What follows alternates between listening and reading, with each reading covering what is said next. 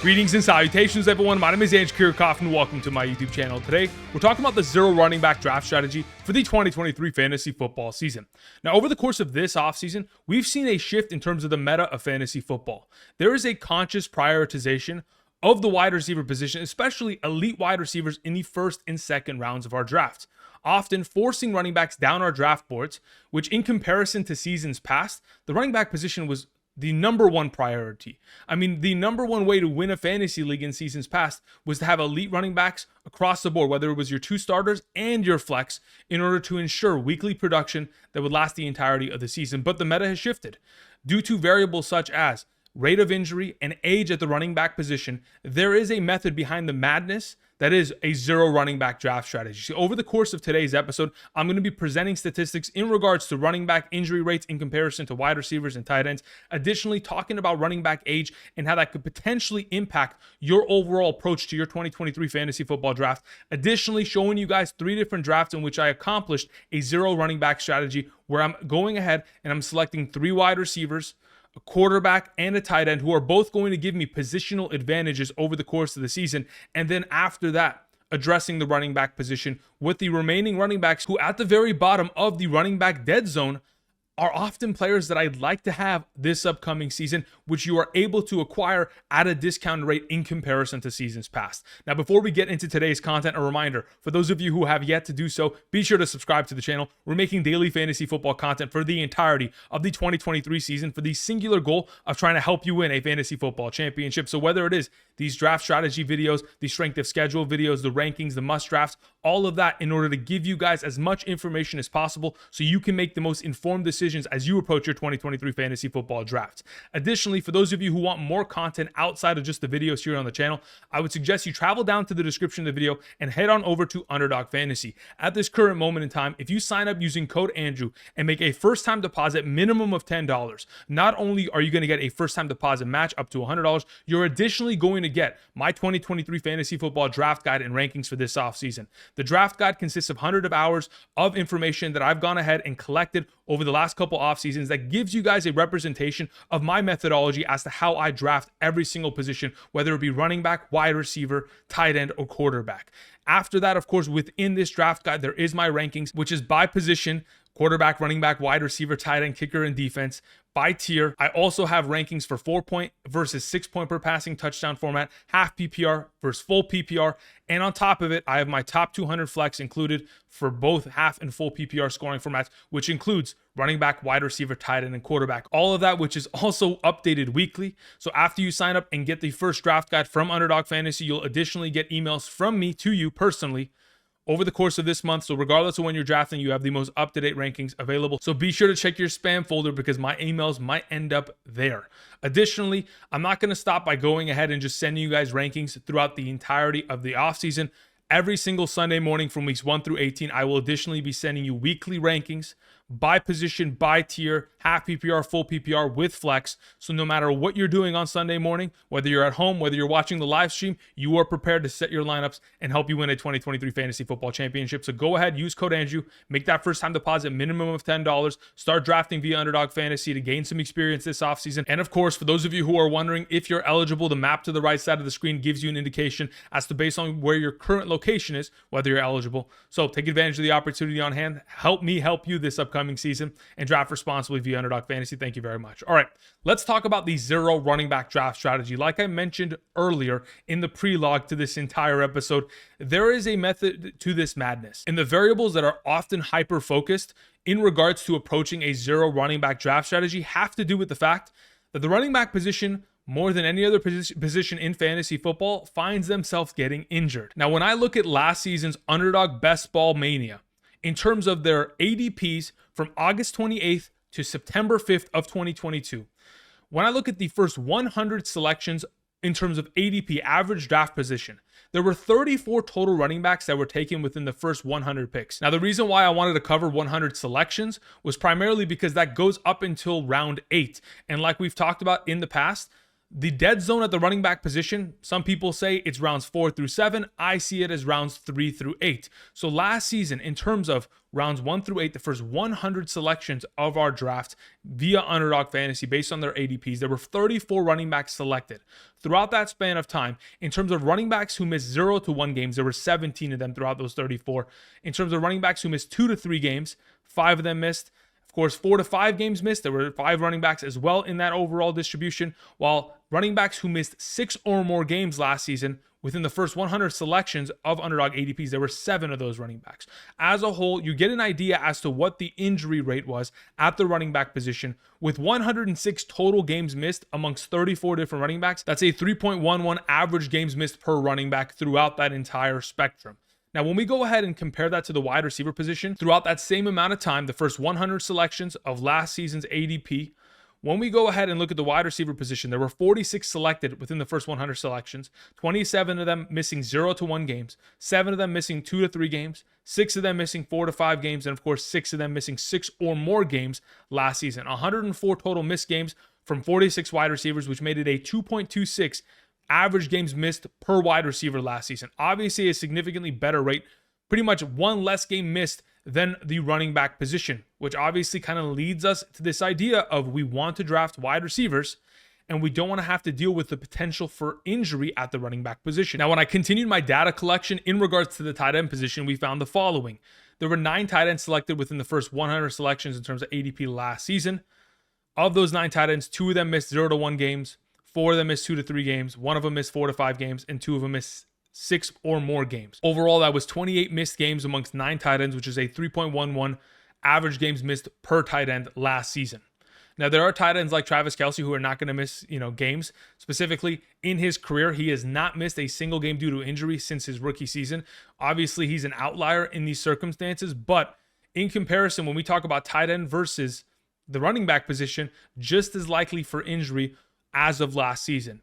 Now, with this all taken into account, the reason why I primarily want to present the injury rate that we witnessed last season throughout the early parts of our draft has to do with the fact that the primary variable that a lot of people look towards in terms of running backs and why they find themselves injured so often or at a higher rate primarily has to do with age. Now, when I bring into the fold the overall conversation of age, when I look at the last 5 seasons, 2018 through 2022, the distribution of top 12 running backs, RB1s within their given season, and how old they were within those seasons, we find the following. Obviously, in the last 5 seasons, the top 12 average running back age was 24.58, 24 and a half years old pretty much. But when you look at the overall distribution, finding one running back who was 30 years old, one that was 29, but then you start to see from ages 22 to 26, there is a huge bulk of the running back position who is finding themselves in that top 12 conversation. In fact, throughout that age range, 22 to 26, that was 85% of the top 12 running backs over the course of the last 5 years. So that is the perfect prime range of where you want to find your running backs who are potentially going to lead to your success going forward in fantasy football. Now, at the top right of this graphic, left of Aaron Jones, we have an average season at 3.78. The reason why I wanted to indicate that is because that is the amount of experience on average running backs who were within the top 12 over the course of the last 5 seasons had underneath their belt, while getting to a top 12 standing at the position. Now, when we go ahead and specifically isolate experience, because that is another variable in fantasy football that absolutely matters, specifically when we're talking about running backs who had 1 to 10 plus years of experience,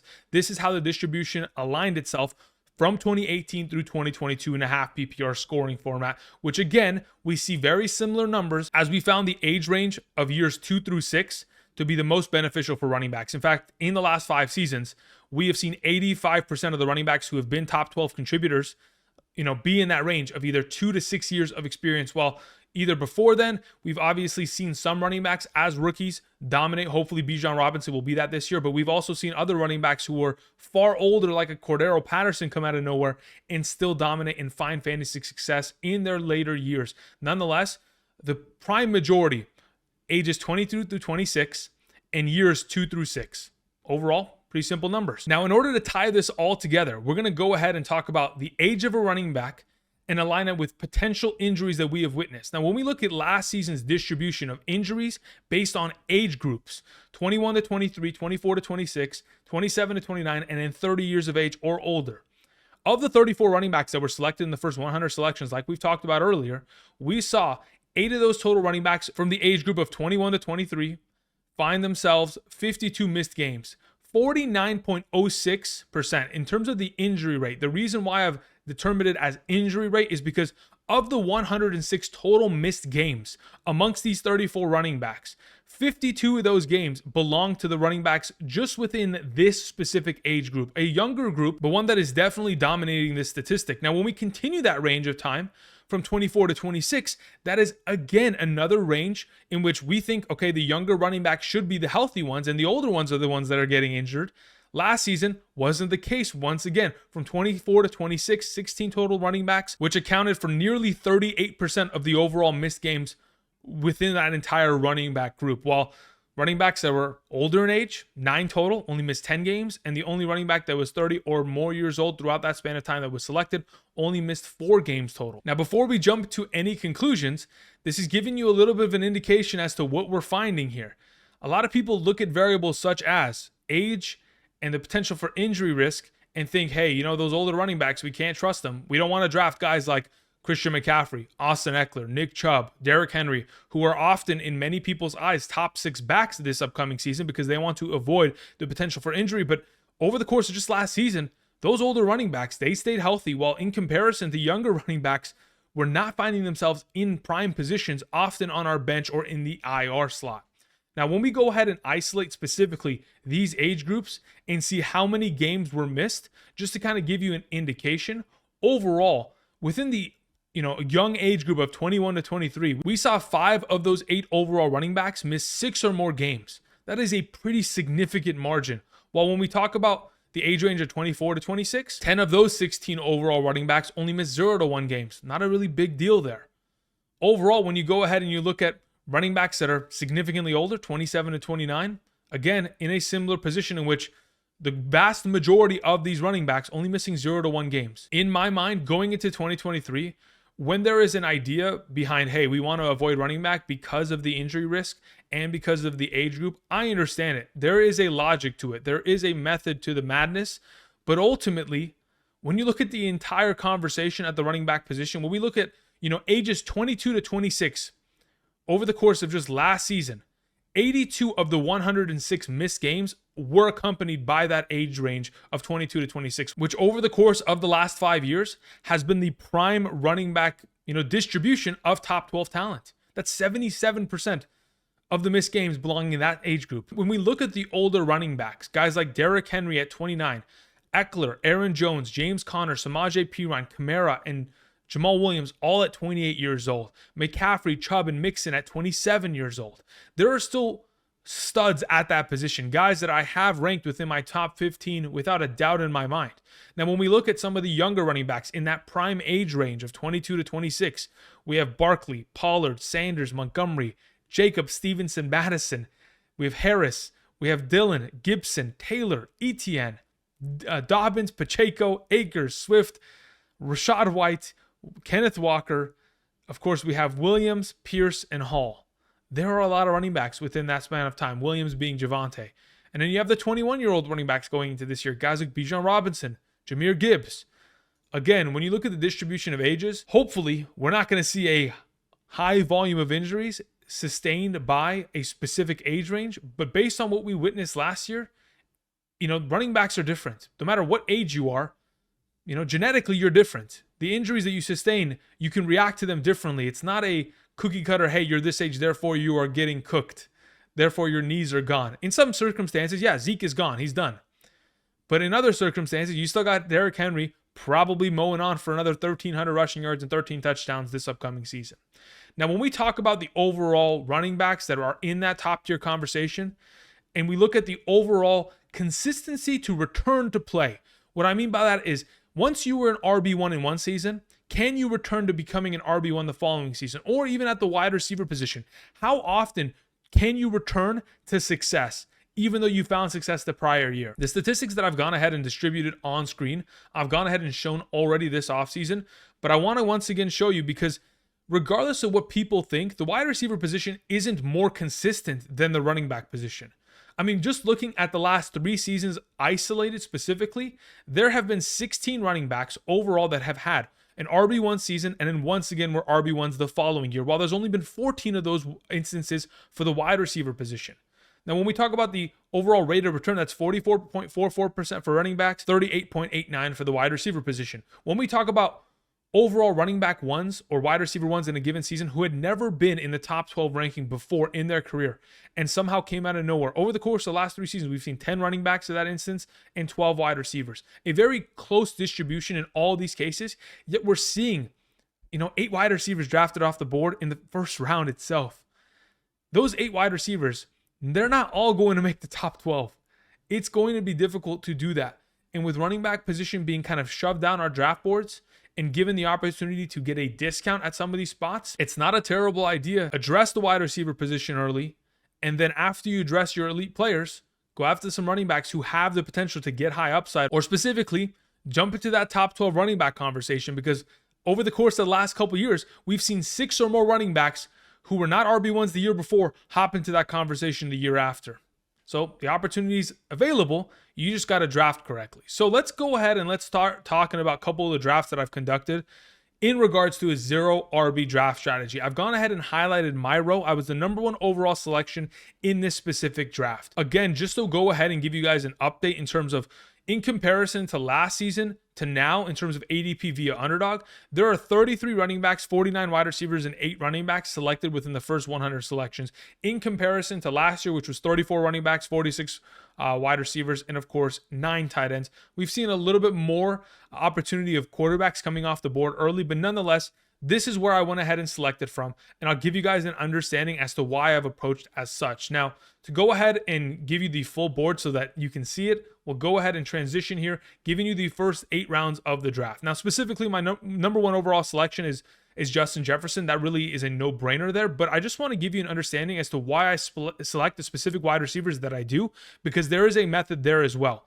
When we talk about Justin Jefferson, in terms of the methodology that I've incorporated within my draft guide, for those of you who are interested, again, code Andrew, minimum deposit of $10 via Underdog Fantasy. Check out the link in the description. Thank you very much. When I talk about the methodology in which I approach wide receivers, I'm looking for wide receivers that are associated with offenses that over the course of the last 3 seasons have been in the top 12 in terms of total wide receiver targets, receptions, receiving yards, and receiving touchdowns. The Minnesota Vikings have representation in all 4 of those statistics. Now, T. Higgins, my second round pick. The Cincinnati Bengals have representation in all 4 of those statistics. Additionally, another one of those metrics that I look at is quarterback passing yards. Can your team not only be in the top 12 of all those wide receiver statistics over the course of the last 3 years, can your team be in the top 16 of quarterback passing yards over the course of the last 3 seasons? Both the Minnesota Vikings and Cincinnati Bengals have both been able to accomplish that. Now, when we talk about the Jacksonville Jaguars, in terms of the wide receiver receiving statistics, they were able to accomplish 3 of those 4 overall numbers. And in terms of overall passing yardage, Trevor Lawrence has only been there for 2 years. You give him more time, they're going to be in that conversation. That's why Calvin Ridley gets into that number 3 spot for me. Drafting wide receiver, grabbing elite players that I believe all have the potential to be top 12 at their given position based on the teams they're associated with, the opportunities they're going to garner, and of course, the talent that they have. Now, as we continue throughout this draft, we're looking to absolutely, without a doubt, continue to look away from the running back position and gain advantages elsewhere. We've gained an advantage because there's 3 starting wide receivers within this league. So all 3 of my starting wide receivers are set to go. But I want to gain advantages at quarterback and tight end. I grab an elite quarterback like Joe Burrow, stack him with T. Higgins. I grab an elite tight end like TJ Hawkinson. I understand getting 2 players on the Bengals and 2 players on the Minnesota Vikings difficult, but these are top tier offenses in the National Football League. There is going to be enough opportunity to go around. And even though I'm putting my eggs in these respective baskets, they're ones that I'm honestly comfortable with. Now, when we continue on, we get into the conversation of you've gone ahead and you've passed the first 5 rounds. You have 3 wide receivers, an elite quarterback, and an elite tight end. Is it now time to draft a running back? Absolutely, especially discounted running backs. When I'm able to get David Montgomery, followed by Alvin Kamara as my 6th/7th round selections going into this upcoming season, running backs that are in a decent range in terms of age. We're talking about a 26-year-old David Montgomery going into this upcoming season and 27-year-old Alvin Kamara going into this upcoming season. On top of the fact that, yes, I was able to get Elijah Moore in my 8th round. But in the 9th round of this draft, unfortunately, I can't fit it because otherwise all the names won't fit. I'm able to also get a running back like Khalil Herbert. I'm getting discounted running backs that have potential to be in that upper echelon of the running back position, but they don't have to carry my team.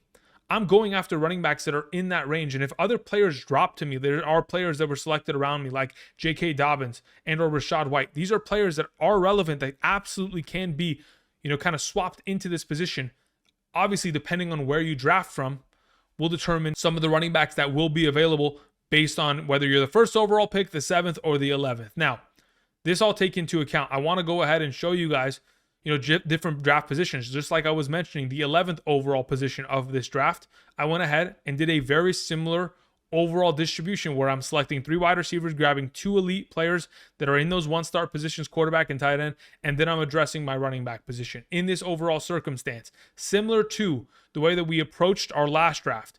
We're taking a wide receiver who's associated with an offense that has been top 12 in terms of targets, receptions, receiving yards, and receiving touchdowns. The Dallas Cowboys do all 4 of those statistics, and they obviously have been in the top 16 in terms of quarterback passing yards. Then we get Garrett Wilson in the 2nd round, doubling up on elite wide receiver play potentially because we're expecting an Aaron Rodgers boost. And even though the Jets haven't been able to accomplish those high-end numbers over the course of the last couple of seasons, Aaron Rodgers has been able to do so with the Green Bay Packers. So I'm assuming that boost is going to give him enough value. Now, when we get into the 3rd round, I'm looking at best available wide receiver who also has potential for upside. I go with Christian Watson there, who, of course, it's going to be a matter of, is Love enough? Is Jordan Love going to be enough to elevate him? I think, in my opinion, he will. So I grab him there. I follow it up with Justin Fields. I address my elite tight end position the following round by getting Kittle, and I'm set up. Now it's just a matter of, are the running backs that are available henceforth going to be guys that I'm comfortable drafting? I love Miles Sanders. I think he's discounted at an extreme rate. I continue to get him this late in my draft. I'll grab Alvin Kamara once again. I don't mind taking the 3-game suspension, and I'm able to get a guy like James Conner. I was hoping for James Cook to specifically fall to me because I want a younger running back. I want to go ahead and pivot towards players who have a potential to be in that 22 to 26-year-old range. But James Conner is one that I'll absolutely take and continue to ride. Now, in terms of the 3rd draft that I accomplished, because I kind of want to show you guys whether it's at the beginning of the draft, at the end of the draft, or in the middle, you can still accomplish this overall draft strategy as we approach. Of course, Cooper Kupp's my first overall selection, followed by, again, Jalen Waddle and an Amari Cooper. Specifically, I went after these 3 wide receivers.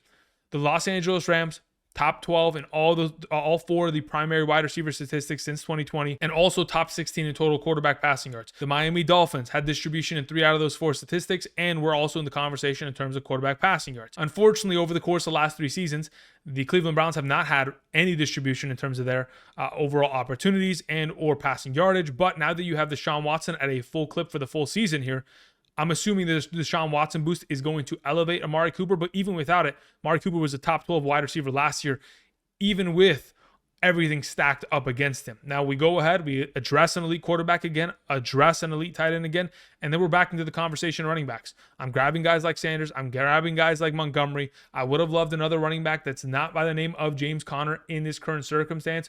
Was hoping for Rachaad White to fall to me in this spot, but again, we'll take it. Could have gone with DeAndre Swift. At that point, both these running backs have had injury history. It's purely just a matter of how you want to approach it. Are you looking for more upside? Are you looking for the safer option? Are you going to go ahead and risk it when you are getting into these later running back selections when really it's the end of the dead zone and the running backs that are often overlooked can still be of relevant value for fantasy purposes? All right, that's going to cover for me today. I went over 3 different 0 RB draft executions. The approach primarily revolves around the idea of the running back position being quite volatile, and that is a given. The running back position is always going to be volatile, just like we presented in the first graphic of today's video. Last season, there were a lot of running backs that missed a lot of time. Often ones that were young, often ones that are older, doesn't really matter. The distribution is going to change every year as injuries are kind of a random statistic to try to, at least predict going into a season.